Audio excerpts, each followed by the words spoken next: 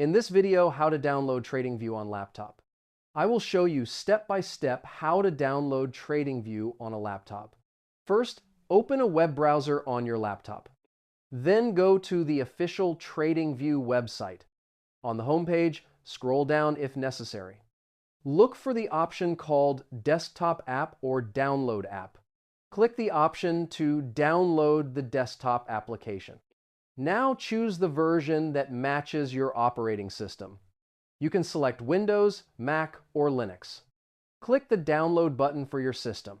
The installation file will be downloaded to your laptop. After the download is complete, open the downloaded file. Double-click the file to start the installation.